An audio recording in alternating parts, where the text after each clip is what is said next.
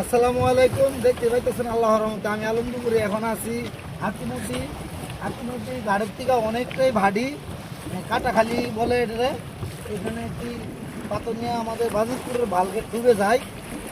প্রচণ্ড স্রোতের কারণে আমাদের কাজ করতে খুব কষ্ট হয়। তো এখন হালকা স্রোত আছে, স্রোতের ভিতরে আমরা পানিতে নেমে গেছি। আমাদের জন্য দোয়া করবেন এই বলে আমাদের আলোচনা শেষ করছি। আর আমরা কীভাবে কাজ করি এটা দেখবেন।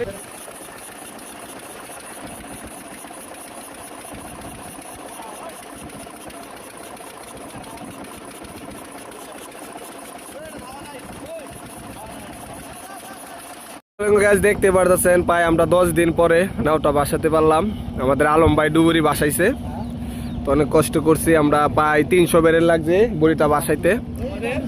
তো নদী পথে যদি কোনো নৌ জাহাজ ডুবে যায় তাহলে আমাদের স্ক্রিনে দেওয়া নাম্বার যোগাযোগ করবেন।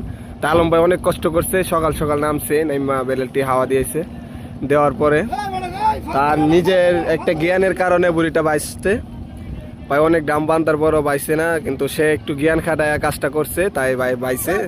তো জানেনই তো আলম ভাই বড় বড় বলগেট তোলে, তো অনেক কষ্ট করে। তো আপনারা ভিডিওটা ভালো লাগলে অবশ্যই লাইক করবেন, শেয়ার করবেন, ভিডিওটা সাবস্ক্রাইব করে দিবেন।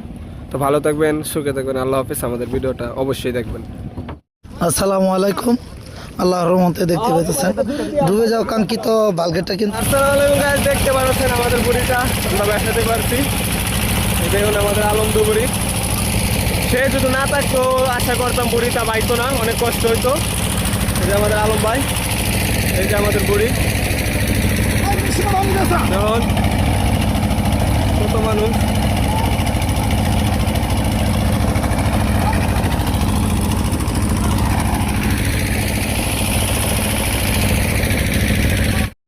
আল্লাহর রহমতে আমরা ডুবে যাওয়া কাঙ্ক্ষিত ভালগেটটা যে উড়াইছি, আপনারা কেউ বলতে পারবেন না এটা যে ডুবছে। দেখেন তো দেখা কি বুঝার কোনো ভাব আছে? ডুবছে আসলে, কিন্তু এটা ডুবা ছিল। আজকে বিগত 13-14 দিন ডুবা, 13-14 দিন পর আমরা এই রোনা পানির থেকে আমরা অবশ্যই সে উদ্ধার করছি, নাকি ও ভাই? জি ভাই,